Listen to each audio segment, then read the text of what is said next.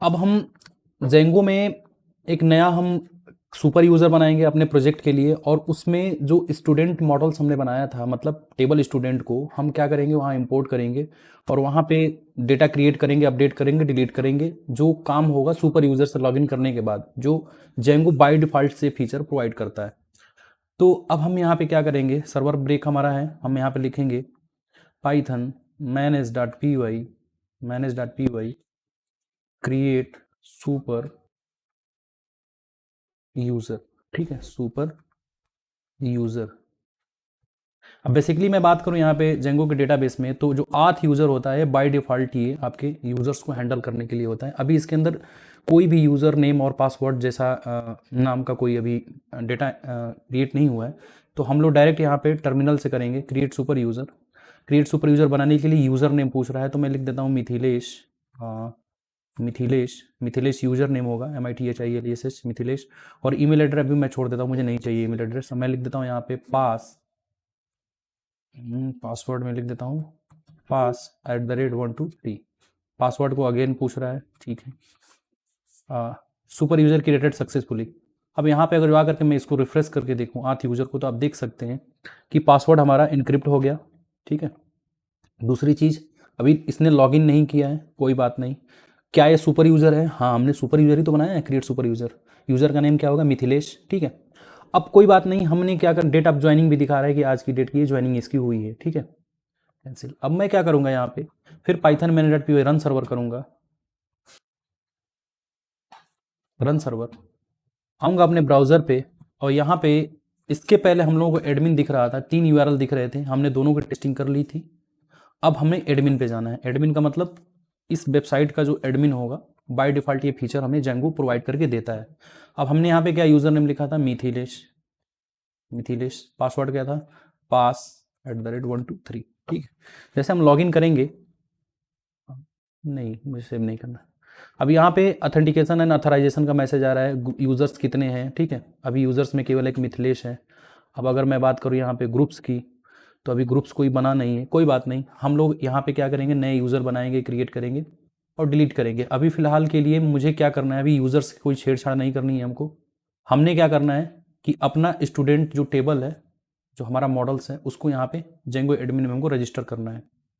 तो आप जब भी ऐप बनाते हैं, एक तो आप प्रोजेक्ट बनाते हैं जिसके अंदर settings.py फाइल मिलती है, WSGI ASGI। लेकिन जब आप ऐप बनाते हैं तो उसके साथ साथ admin.py नाम की फाइल आती है। मतलब ये इसका ये होता है कि क्या आप इस मॉडल जो है आपका टेबल, बेसिकली ये टेबल का ही है चीज़, इस टेबल को क्या आप एडमिन में स्टोर कराना चाहते हैं? तो हाँ, मैं कराना चाह रहा हूँ। देखता हूँ वहाँ पे डेटा क्रिएट हो रहा है, अपडेट हो रहा है, डिलीट हो रहा है कि नहीं। तो मुझे क्या करना है, यहाँ पे एक क्लास बनाना होगा, क्लास स्टूडेंट एडमिन। ठीक है, इसके अंदर मुझे एडमिन डॉट मॉडल एडमिन को यहाँ पे इनहेरिट करना होगा। उससे पहले हमें इंपोर्ट कराना पड़ेगा from dot models. Dot models का मतलब कि डॉट का मतलब करंट डायरेक्टरी के अंदर जो मॉडल्स डॉट पी फाइल है उसमें से इंपोर्ट करो क्या, टेबल। क्या हमने मॉडल्स में बनाया था? मॉडल्स में हमने बनाया था टेबल स्टूडेंट। ठीक है, फ्रॉम डॉट मॉडल्स इंपोर्ट करो टेबल स्टूडेंट को। ठीक, अब इस क्लास में हम लोग क्या करेंगे कि रजिस्टर करेंगे, क्या क्या फील्ड हमें देनी है हमें। तो यहाँ पे लिस्ट डिस्प्ले नाम का एक प्री डिफाइंड आता है वेरिएबल, इसके अंदर हम डिफाइन कर देंगे क्या क्या चाहिए हमको आईडी चाहिए। जो जो नाम यहाँ पे है वो आप यहाँ पे आप डिफाइन कर दीजिए, नेम, ईमेल और मोबाइल। एक भी वर्ड यहाँ गलत नहीं होना चाहिए।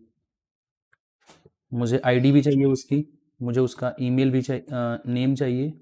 नेम के बाद हमें क्या चाहिए? ईमेल चाहिए, ईमेल। और इसके बाद हमें क्या चाहिए? मोबाइल चाहिए। ठीक है, हमें ये सारी चीज़ें चाहिए। अब उसको क्या करिए, इस क्लास को रजिस्टर कर दीजिए एडमिन के साथ।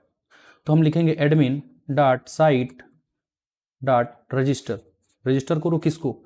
इस जो एडमिन है ना, स्टूडेंट एडमिन, इसको रजिस्टर करना है। तो किसके साथ रजिस्टर करना है? टेबल स्टूडेंट के साथ हमको इसको रजिस्टर करना है।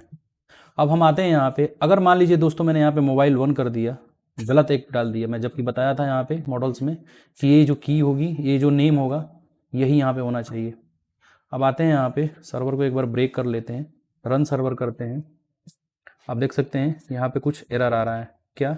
लिस्ट डिस्प्ले 3 रेफर्स मोबाइल 1, जो कि मतलब है नहीं वो एक्चुअली इस टेबल स्टूडेंट में ये मोबाइल 1 नाम का कोई कॉलम है ही नहीं। ठीक है, यहाँ पे तो मोबाइल पड़ा हुआ है ना, टेबल स्टूडेंट में मोबाइल, और हम उधर मॉडल्स डॉट पी फाइल में मोबाइल ही लिखे हैं यहाँ पे, तो उसका एरर दिखाने लगा। ठीक, तो इतना ध्यान रखिएगा आप। सर्वर हमारा हैप्पीली रन हो रहा है। ब्राउज़र पे आते हैं, यहाँ पे एक बार रिफ्रेश करेंगे तो स्टूडेंट ऐप के जितने मॉडल्स हैं, अभी मैंने एक मॉडल को यहाँ पे रजिस्टर किया है, वो दिखने लगा यहाँ पे। हम अब यहाँ चाहें तो स्टूडेंट को ऐड कर सकते हैं। मैं ऐड करूँगा, एक नया स्टूडेंट ऐड करूँगा, राजू। राजू का ईमेल होगा razu@gmail.com, और मोबाइल नंबर में मैं कुछ ऐसा ही रहा डेटा डाल देता हूँ। जैसे मैं सेव करूँगा, ये डेटा हैप्पीली सेव हो गया और यहाँ पे दिखने लगा। अब डेटाबेस में आके देखते हैं, यहाँ पे पाथ यूज़र्स में, तो आप नहीं, टेबल स्टूडेंट पे हमने किया ना, टेबल स्टूडेंट पे आप देख सकते हैं कि razu@gmail.com, और ये ऐसे आ गया। अगर मुझे इस यूज़र को अपडेट करना हो, ठीक है, तो यहाँ एक्शन में आप आ सकते हैं, डिलीट कर सकते हैं, या फिर आप इस राजू को यहाँ से मोबाइल नंबर अपडेट भी कर सकते हैं। ठीक, अभी मैंने अपडेट कर दिया, 9 से लेके 1 तक इनका मोबाइल नंबर डाल दिया। आते हैं डेटाबेस में, देखते हैं क्या है, अपडेट हो गया, हैप्पीली अपडेट हो गया। डिलीट करना चाहें तो डिलीट भी हो जाएंगे यहाँ से। ठीक है, सेलेक्ट करिए ऑल, डिलीट, डिलीट सेलेक्टेड, जो भी सेलेक्टेड है इस टेबल का ऑब्जेक्ट, ये डिलीट हो जाएगा।